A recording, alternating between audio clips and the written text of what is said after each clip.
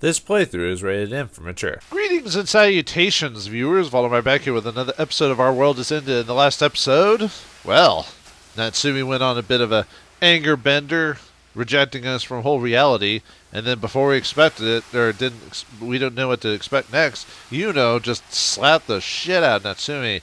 It was pretty cathartic, even though the MC doesn't do it. Man, I felt good when I saw that happen. She deserved to get slapped or something.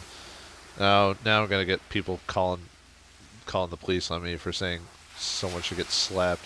I was never a big fan of the whole, if you get slapped, you can't do anything back, that type of thing. I don't know. I'm not saying, kill a person, escalate the violence, you get slapped and you punch someone, but if someone comes up to me, if Natsumi slapped me, as an example, I'd slap her back. So, I don't know. I don't know where he got off on that tangent all of a sudden. But anyway, doing it was awesome. So, anyway, at least we know that she can be a bit of a firecracker if she needs to be. But anyway, we're dealing with Asakusa and the fallout of Natsumi being a bitch, so let's find out what happens next. I sure should ask. I simply wanted to enjoy the salty wind for a change of pace, because I want to escape that awkward atmosphere. That has nothing to do with any ancient civilization. It's a normal urge. It's just your own. I sigh. By the way, did you see Natsumi-san? Natsumi-sensei? Not even my third eye can see her on the beach. Thought as much. She never come to a place so crowded. I'll just go now. Whoa, hold up, Reiji. Asakusa stops me. You're winter, I something to tell you. It's about Natsumi-sensei. Well, I definitely can't ignore that. Reiji, she has said some harsh words and was overcome with the pathos of rage. But please don't think less of her, because Natsumi-sensei really respected Ichibei. She was like an elder sister to her. Well, it doesn't mean she had to be an asshole. She came to Ichibei's childhood, and though she didn't stand in front of it, saw her grave as well. That made her all fired up and motivated. She's just misdirecting it, that's all. So please, Reiji, I know it's unreasonable, but be gentle to her. If it was me, no, that's not acceptable what she did. I don't care. If she apologizes, in front of the whole group, then I would agree to that, but that's me. You can't just get away. I've never been a fan of people just forgiving people without them saying they're sorry.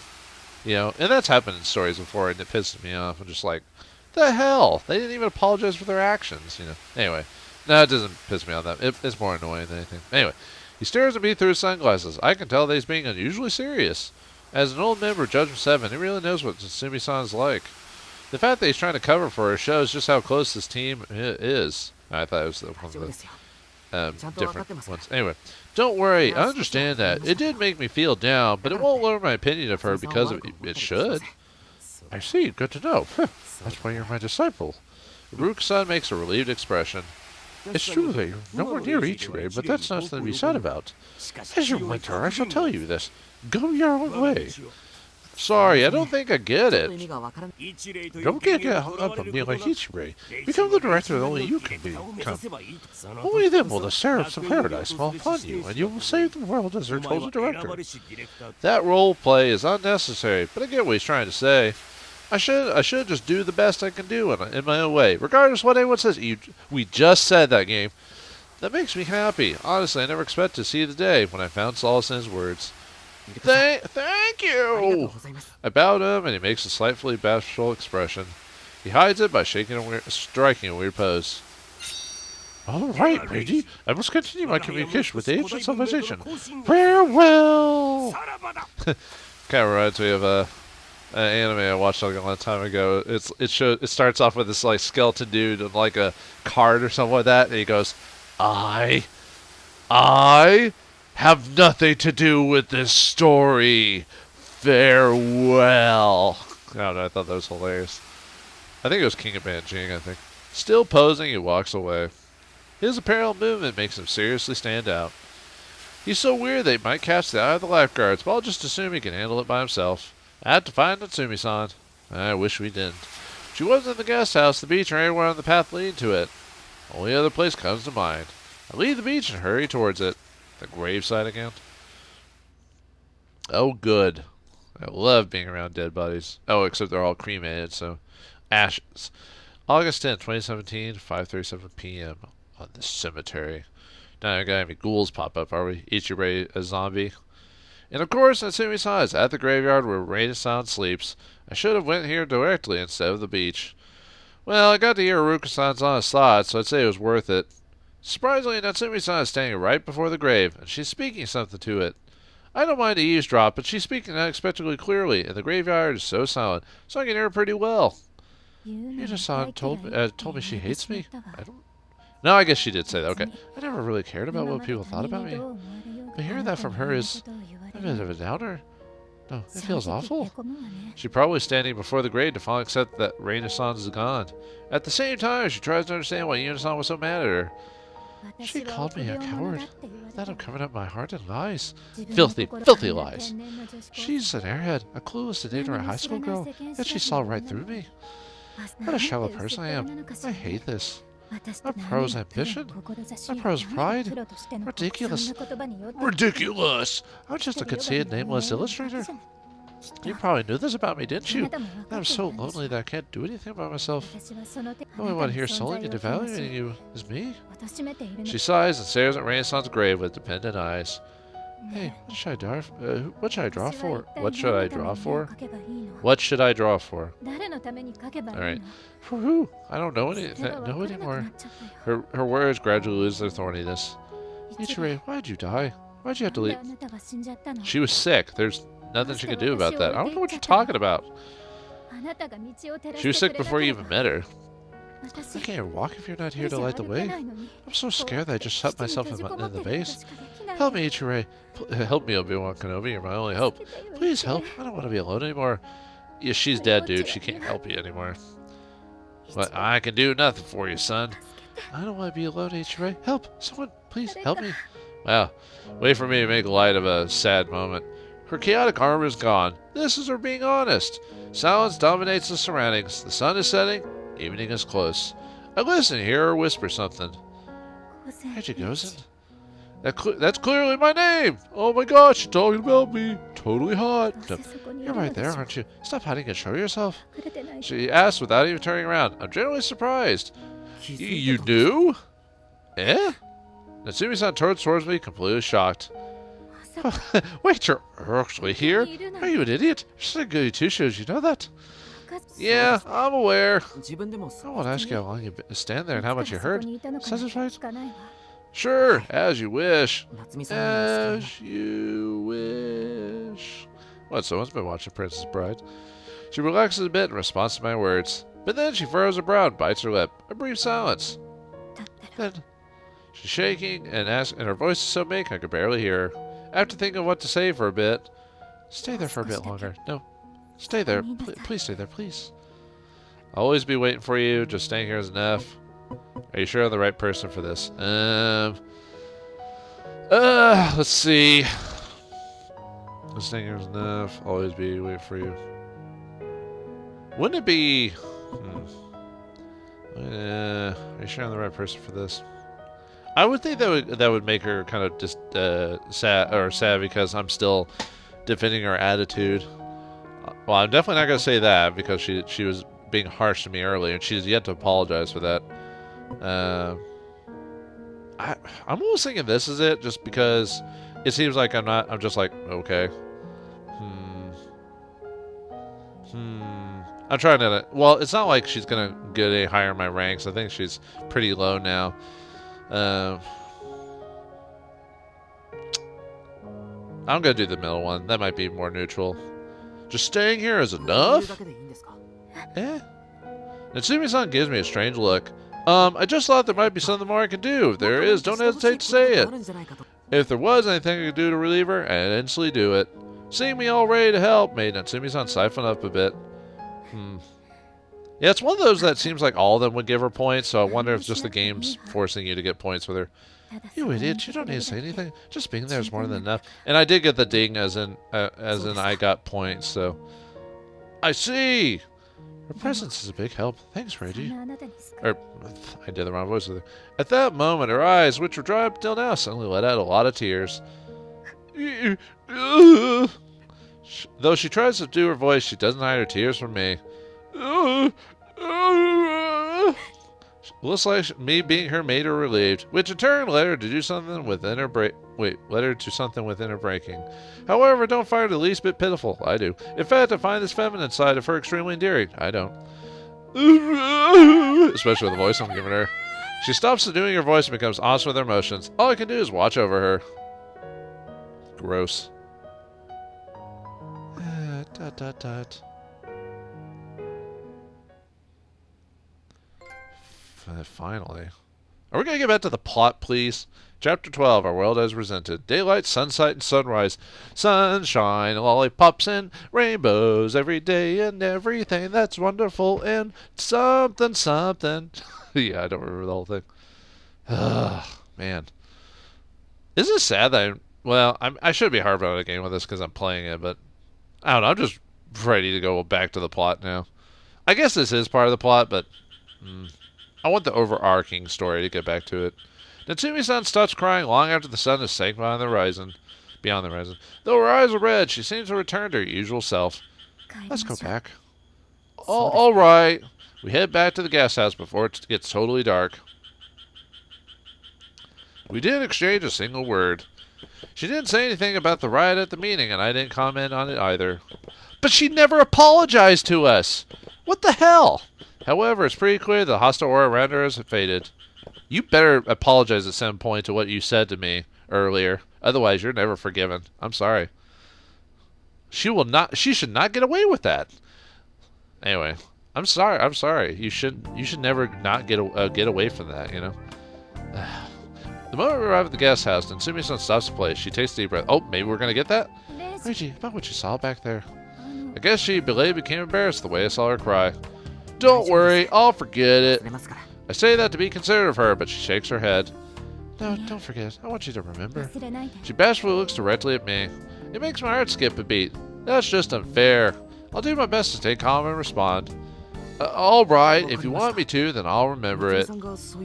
Always, never forget as long as you live. No, remember it even if you're reincarnated. Oh my god, after how you treated me?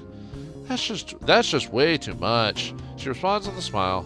That's so serious of a thing you saw. You witnessed the Dark Angel of Chaos' true form. Give up, Reiji Gozen. Looks like I have no choice. Oh well, I'm just glad she's back to her usual self. All right. I agree, and she nods in satisfaction.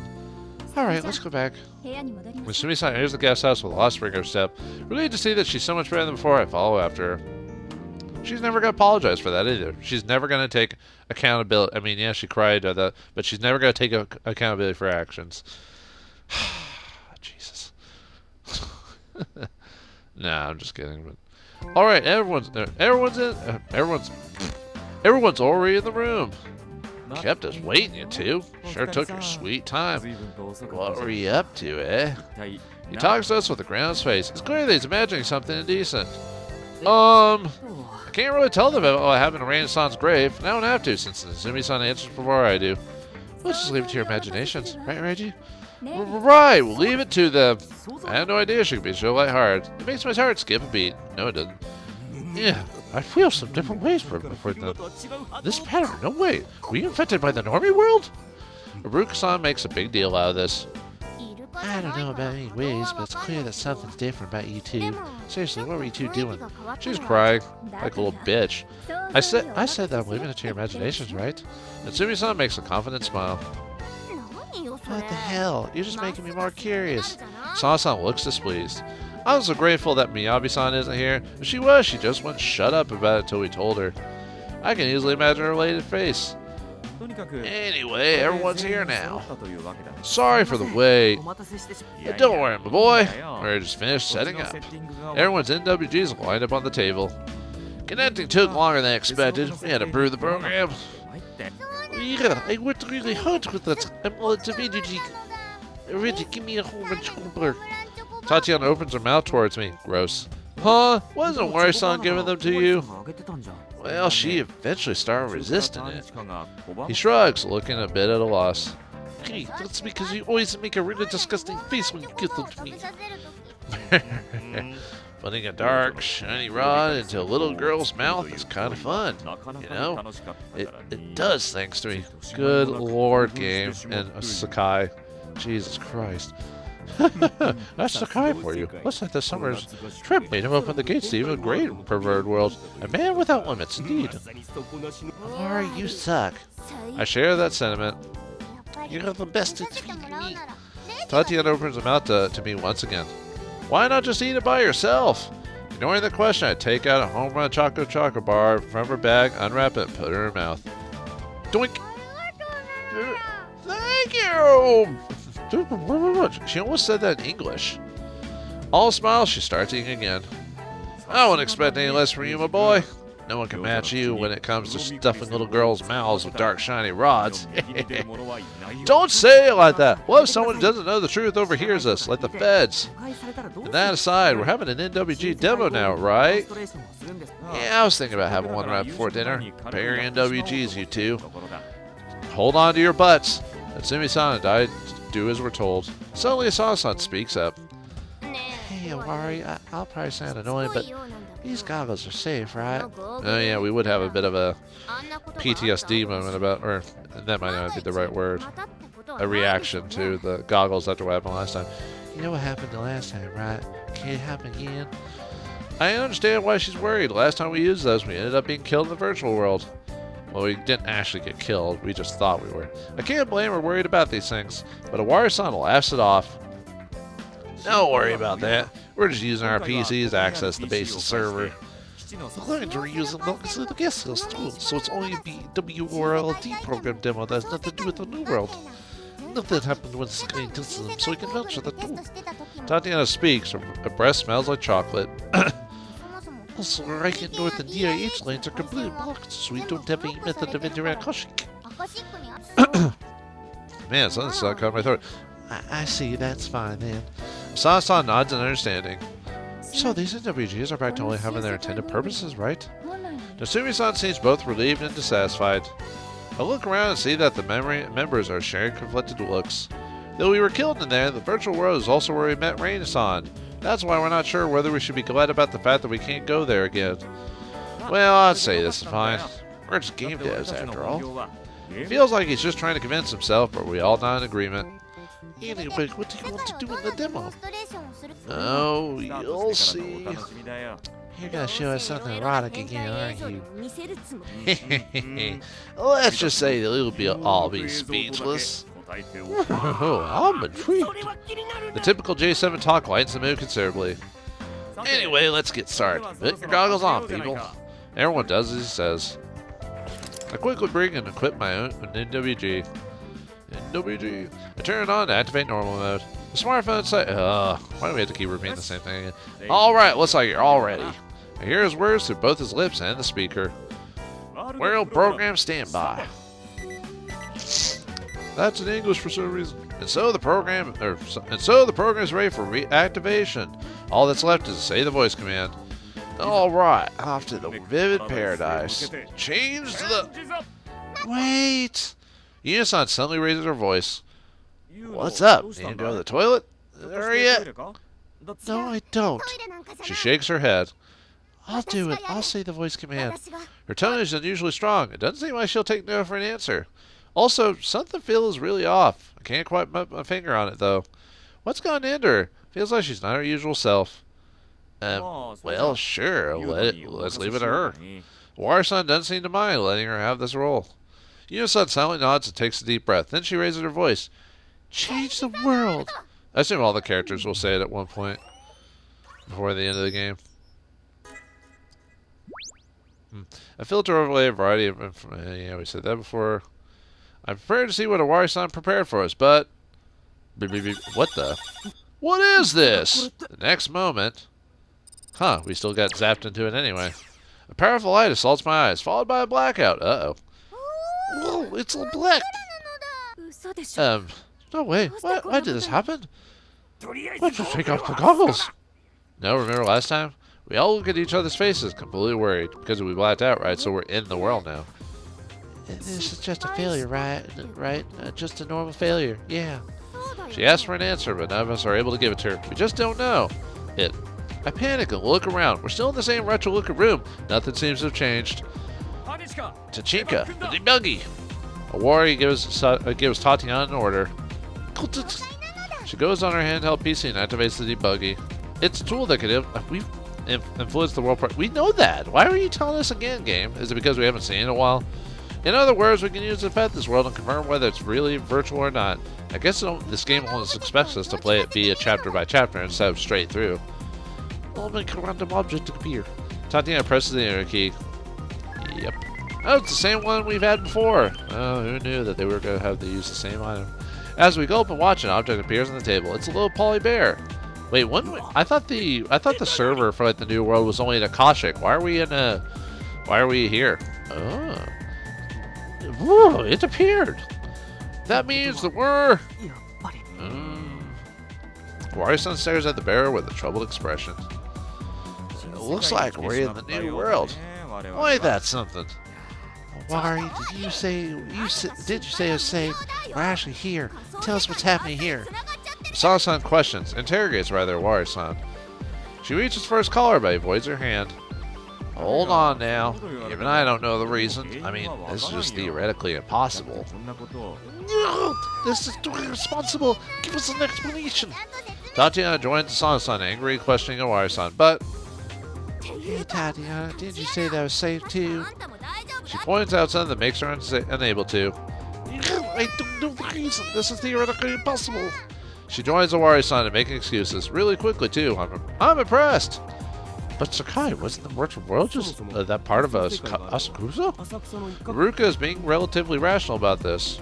This is the guest house for a trip, you know. Did Lab 13 digitalize this place too? Maybe they had a big update?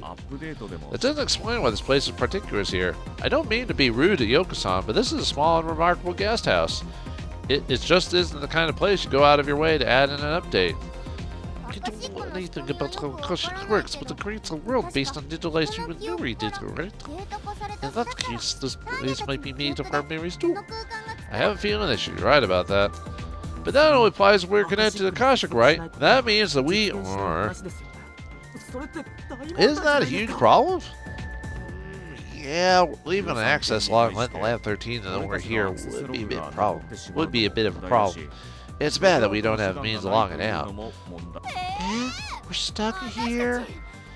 Well, it looks like it. Hey, don't worry. Should we worry? Are we stuck in here? Are we going to be set on a whole nother adventure? Find out next time in the next episode of Our World Has Ended. Thanks for watching. Hope you enjoyed, and I'll see you next time.